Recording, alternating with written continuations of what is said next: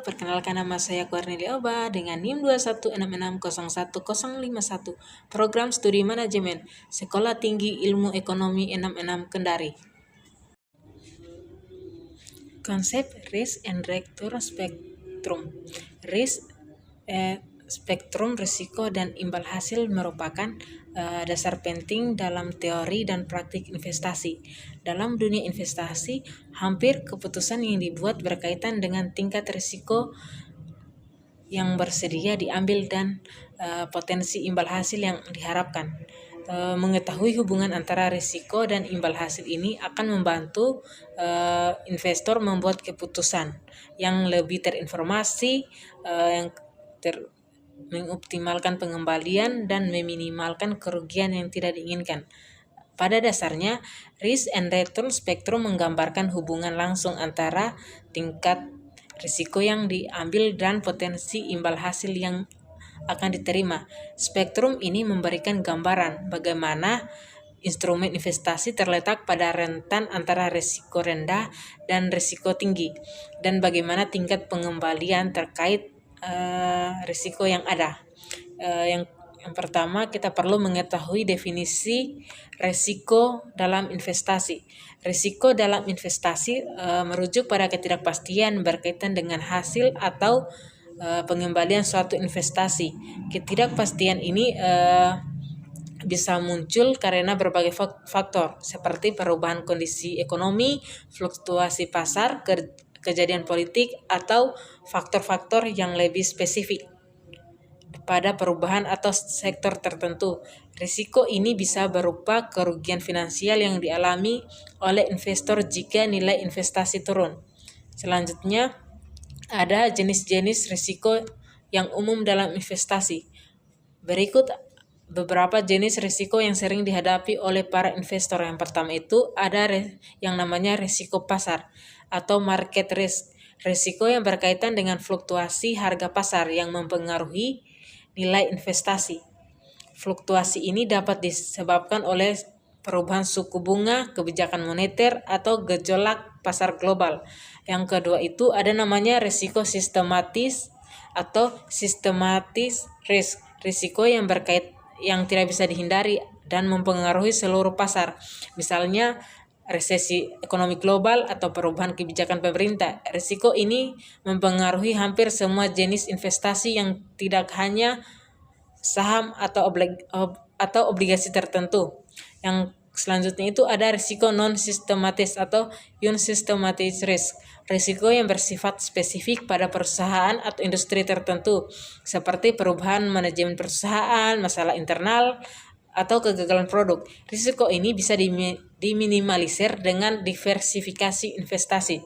Yang selanjutnya itu ada risiko kredit atau credit risk. Risiko yang dihadapi oleh investor jika penerbit obligasi atau surat utang lainnya gagal membayar bunga atau pokok utangnya. Yang selanjutnya itu ada risiko likuiditas atau liquidity risk. Risiko terkait dengan kesulitan untuk menjual aset atau investasi dalam waktu yang sangat singkat tanpa harus menjualnya dengan harga yang lebih rendah daripada nilai pasar yang wajar. Selanjutnya ada risiko inflasi atau inflation risk. Risiko bahwa tingkat inflasi yang tinggi akan mengurangi daya beli dan mengurangi nilai real dari imbal hasil investasi. Selanjutnya ada definisi imbal hasil atau return.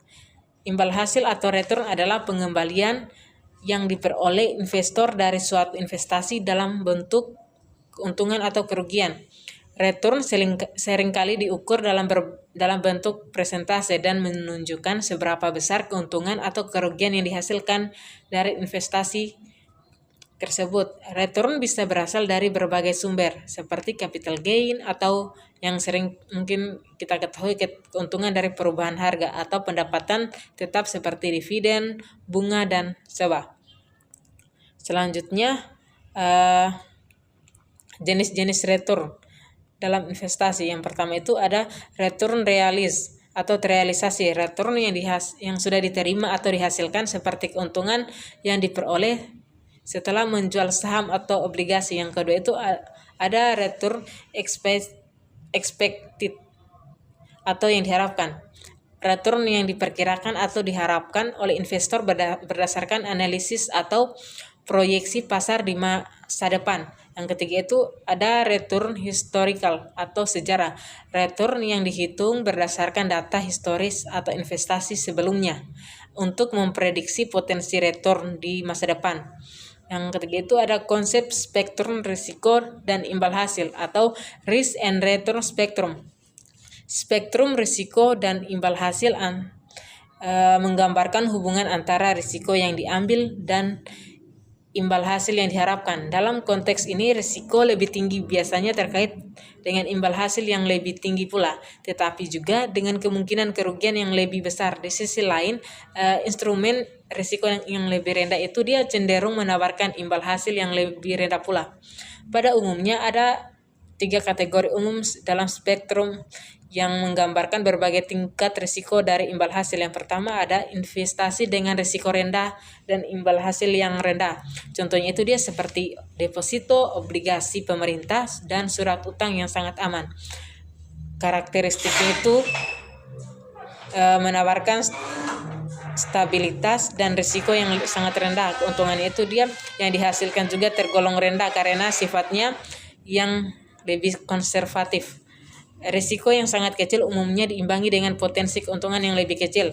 Kelebihannya itu dia yang pertama itu cocok untuk investor yang lebih mengutamakan keamanan modal daripada keuntungan besar. Kekurangannya itu potensi imbal hasil yang lebih rendah terutama jika inflasi tinggi yang dapat mengurangi daya beli. Yang kedua itu dia ada investasi dengan risiko sedang dan imbal hasil sedang. Contohnya itu dia seperti obligasi korporasi, reksadana campuran, atau saham blue chip. Karakteristiknya itu dia instrumen investasi ini menawarkan keseimbangan antara risiko dan imbal hasil. Meskipun tidak setinggi investasi dengan risiko tinggi, tetapi potensi imbal hasilnya juga lebih tinggi dibandingkan dengan instrumen yang sangat aman. Kelebihannya itu dia cocok untuk mencari keseimbangan antara keuntungan dan keamanan, sementara kekurangannya itu dia masih ada risiko yang perlu diperhatikan dan hasil yang diperoleh tidak pasti.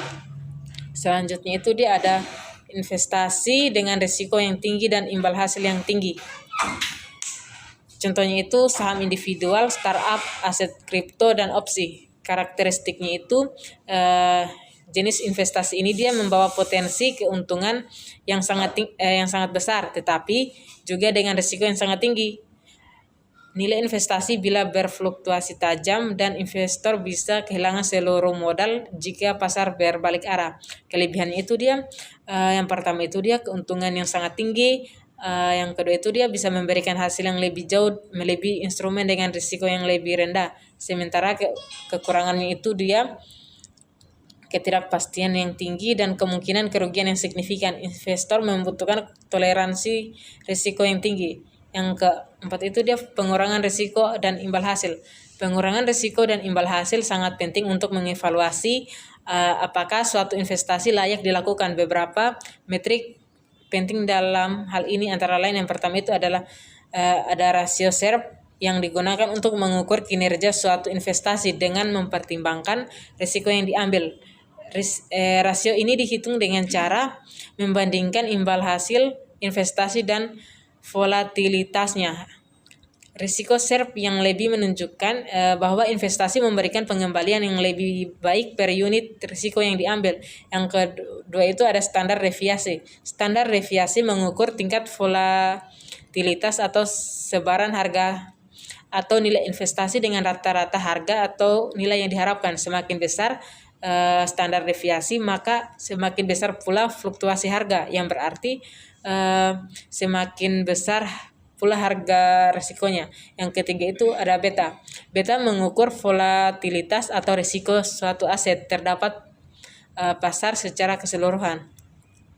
Aset dengan beta lebih tinggi dari satu berarti lebih volatile daripada pasar secara keseluruhan, sementara beta lebih rendah dari 1 berarti lebih stabil.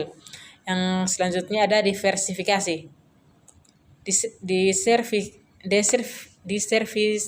Diversifikasi adalah salah satu strategi yang digunakan oleh investor untuk mengurangi risiko keseluruhan. Dengan membagi investasi di berbagai jenis aset yang tidak berkorelasi erat, investor dapat mengurangi dampak negatif dari kerugian yang terjadi pada suatu jenis aset. Misalnya meskipun pasar saham sedang turun, obligasi pemerintah mungkin masih menunjukkan kinerja yang baik dan ini dapat membantu mengurangi kerugian total. Selanjutnya itu ada toleransi risiko dan profil investor. Toleransi risiko adalah tingkat kenyamanan investor dalam menghadapi potensi kerugian. Setiap investor memiliki tingkat toleransi risiko yang berbeda yang dipengaruhi dari berbagai faktor seperti usia, tujuan keuangan, penghasilan, dan pengalaman investasi. Profil risiko juga dapat dibagi menjadi, ada yang pertama itu ada investor konservatif, yang kedua itu ada investor moderat, yang ketiga itu ada investor agresif. Investor konservatif adalah cenderung lebih memilih investasi dengan risiko yang rendah dan imbal hasil yang stabil seperti deposito atau obligasi pemerintah. Sementara investor moderat dia bersedia mengambil risiko yang lebih tinggi untuk mendapat imbal hasil yang lebih tinggi dengan memilih instrumen seperti reksadana atau saham blue chip. Sementara investor agresif dia berani mengambil risiko yang tinggi untuk mendapatkan imbal hasil tinggi seperti saham individual, obligasi korporasi berisiko, atau aset kripto.